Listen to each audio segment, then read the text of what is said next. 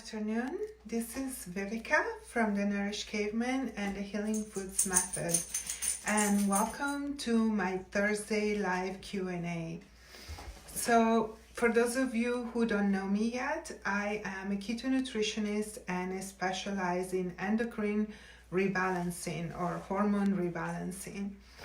So today's topic is life after keto. So we're going to discuss different aspects of the evolution of the ketogenic diet, and I want to go a little bit into like why to get into a keto diet in the first place, how long is appropriate to do a ketogenic diet for, and what is after keto. So how does it evolve for those of us who have done it for a long term? So first of all, I want to welcome everybody who's watching here on this live video today. This is a Q&A, so you're very welcome to ask your questions. Also, please post an hello so that I know who's watching and where you're watching from, and we can get a conversation started. This video will be available for you here on Facebook after the live event, and also will be published on YouTube, so that you can continue asking questions and keep this conversation going.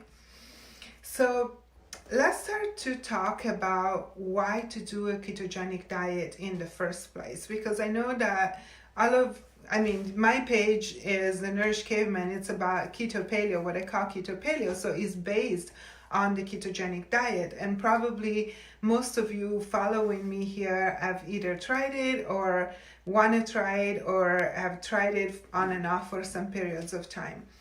But for me, I will sum it up in just one big reason why to do a ketogenic diet. My main reason is because it heals metabolism. It heals your metabolism, and it resets a metabolism that has been damaged by the prolonged use of carbohydrates. So a lot of people that start the keto diet have been yo-yo dieting for long periods of time. So they've tried all the fad diets in the world. Did maybe Atkins back in the day, but after that, like, they've been vegetarian or they've even been vegan, and they've done low fat, and they've done high carb, and they've done extreme calorie restrictions and the shakes and the calorie counting, and you name it. So all of those kind of ways of dieting damage your metabolism and make you more and more prone to insulin resistance. One quick way to fix and reverse those issues is to go very low carb and into ketosis, into a ketogenic diet. So this is for me the number one best reason. Of course, there are many, many more reasons. We want to really be able to leverage all the benefits of a keto diet, or being in ketosis, or having a keto adaptation, being fat adapted, which a lot of people talk about these days. And, as you might or might not know, some of those benefits are increased energy, stable energy, maximum ability to burn fat, and enhanced cognitive abilities. So there are a lot of really great benefits. But we're here to talk about what happens after keto. So now that we know why to do a ketogenic diet, now the next question is, how long do you want to do a ketogenic diet for? And that question is also based on the first question, why are you doing it? A lot of people come to keto for weight loss, and that's their number one reason, because it is an effective way to lose weight. But in reality, for me, the health benefits are actually much more valuable, much more important, and the weight loss kind of comes as a side benefit, as an added benefit to this way of living. Also, for me, one thing I want to clarify is that keto is not a diet. It's definitely not a fad, but it's more like an attitude, a way of living, an approach to how do we want to bring food and nourishment into our body. And it's very much about how we fuel our energy. So once we have made that switch from being a glucose burner to being a fat burner, we understand that there are different ways to fuel our energy, which one is more unstable and the other one is more stable and based in fat. So once we also have experienced the difference, we have done options in what do we want to do. And here I want to make a little parenthesis for keto adaptation. And I see there are many people watching, and I haven't heard anything from anybody. I don't know if my comments are working. Would you be so kind, anybody watching, to make a comment, say hello, say hi, so that I can see if there are any questions asked. And I'm not sure if that's working. So please do me a small favor and say anything, wave your hand in my comments, because I don't think I'm seeing comments today, and that's quite unusual. So please chime in. Otherwise, hey JL, okay, thank you. You were just commenting on one of my posts. Thank you for being here and watching. And hello from California. They work. Okay, so everybody, oh, it's Halloween today. I didn't even remember that. See, I live in this office Vivica world. Is a working day for me. So happy Halloween. Thank you for watching on Halloween from sunny California. So how long should we do the keto diet? It really depends on your reasons. We said, for somebody who's just is a healthy person and just looking to lose a couple of pounds and is generally leading a healthy lifestyle with, no health problems, I would say doing a keto diet for even a short period of time, experience ketosis, get into your ideal weight, and then eat a more varied diet would be okay. But for anybody who has metabolic issues or toxicity issues, hormonal issues, establishing a good base of keto adaptation is actually, I think, extremely important in the success of any therapy that you need to do in order to reverse those conditions. So for me, that's why I call it a therapeutic ketogenic diet. And I stress keto adaptation. I use it in my practice. I use it with every patient. It gives us that foundation for your health when it's done right, that upon which you can build using other therapies or, working with practitioners or doing other things that you need to do to address your conditions, like supplementations, lifestyle changes, exercise, being outside in nature, being active, and your sleep, and so on. So I think that doing a keto diet for at least a year and into establishing the solid base of keto adaptation is important when you're looking at it from the health standpoint. Now, also, the other factor is who you are and where you are in life. If you're a male or a female makes a difference. If you're, let's say, before 40 or after 40 makes a difference. And how long your issues, your health issues and conditions have been developing also makes a difference into your consideration in how long to do keto for. Usually for my patients, if they have never been on a ketogenic diet, I suggest a very minimum of 3 months of pretty consistent and pretty rigorous eating keto so they could fully keto adapt. And then once keto adaptation is established, you're able to go in and out of ketosis quite easily and still reap the benefits of ketosis, while you might want to open up your diet a little bit to other things, more carbs or more protein, and we'll talk about that in a second. So let's talk about different scenarios after having been keto adapted and doing keto. I was keto adapted and I did a pretty strict ketogenic diet for about a year and a half, and then because of one of those reasons that I'm about to mention, I started doing a cyclical ketogenic diet. And 3 scenarios here. 1, you should start introducing some carbohydrates in your diet after being keto adapted if you are a woman with amenorrhea, so missing periods, and you have done keto and your periods either went away with keto or they were not even there before the ketogenic diet. So you might need to reintroduce carbs and calories, so not do such a restrictive diet if you have done keto for weight loss. So this is one big reason why you want to reintroduce carbs.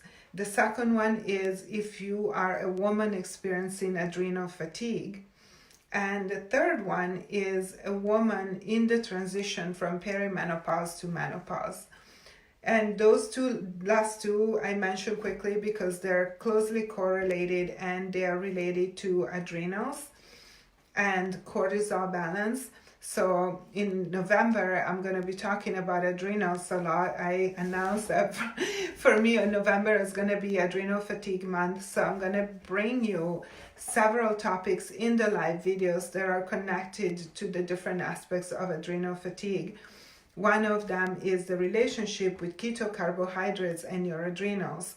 And if you have been very low carb as a woman for a period of time and your adrenals have been stressed by other elements in your environment, like high stress at work, high stress at home, a high toxic load that might just have been exposure to something that you didn't have before, and you've been really strict keto, it might be beneficial at a point to introduce more veggies, more greens, more veggies, higher carb veggies, so that you can lower that cortisol a little bit and get a handle on the stress.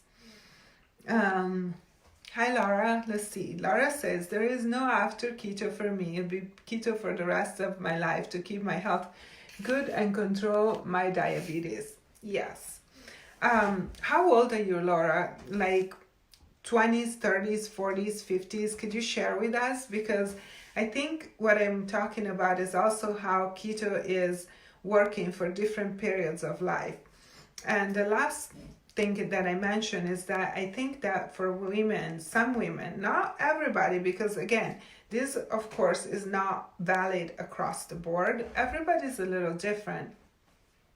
And I'm trying to include here as many individual scenarios as we can, as I can think of why you want to do or not want to do something. And then we will the next topic I'm going to talk about, the next point within the topic is why you want to stay keto for the rest of your life, maybe, or at least fluctuate keto.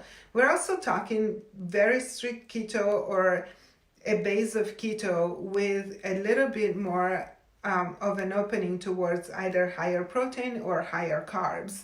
So for me, the first part that I mentioned was why would you want to reintroduce more carbs? And that could be seen as well as a cyclical ketogenic diet. Keto is the only thing that works for me, says Claudia, the only way thing that actually helped me lose weight. I hear that, and again, there are amazing benefits of ketogenic diet. How long have you been keto, Claudia? If you get my question, please answer, because a lot of people have kind of jumped on this bandwagon recently. There are specific cases for which not being keto for long periods of time are good, is appropriate. And that's what I'm talking about here, that there are, after you have established, Amber says keto for 4 years, couldn't be upper 43. And Claudia said about 2 years. That's awesome. So after you establish keto adaptation, there are two possible ways. And one is staying strict keto.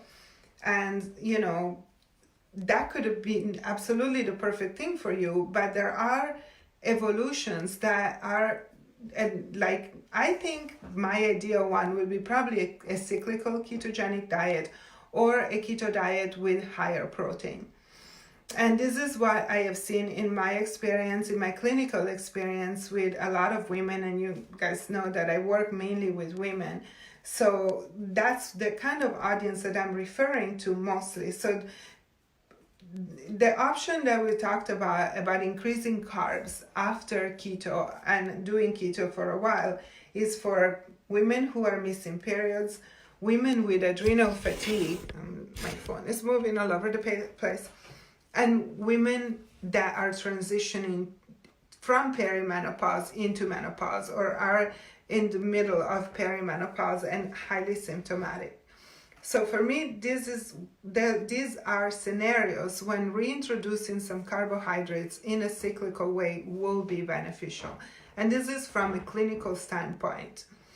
Now, let's look at the other side. The other side is like examples like Amber and Claudia. Like, when do you want to continue doing keto for long periods of time, meaning past 3, 6 months, 9 months, a year, and maybe 2 years, 4 years? When do you want to do that? The first one is, sorry guys, today I'm like not really able to stay on the topic and speak English, but that's nothing new. So postmenopausal women, your hormones are very different, and once the hormones have subsided from the chaos of transition and are in a more stable position, a woman's hormonal balance becomes much more straightforward. You don't have the cycles and the monthly cycling that you need to account for. So postmenopausal women can actually really benefit from being in ketosis, and they can be in ketosis for long periods of time for the rest of their lives and benefit from that. People who have gut problems and intolerances, like intolerance to fiber, intolerance to different like nuts or other food intolerance that lead them to a restricted diet, I would keep them on a ketogenic, keto paleo, therapeutic ketogenic diet for long periods of time. Although I also got to say that intolerances are always changing in the body. So sometimes after 6 months to a year, it's good to check again with your intolerances. And nevertheless, I am never recommending that you go and eat gluten or grains. And also I am very cautious about eating dairy, because I don't think that those are beneficial foods at this point in our human evolution and the kind of foods that we have available. Anytime you go into a grocery store and you look what kind of food products are made from grains, and then you think about the sources of those grains, I honestly don't think we can even call those food anymore.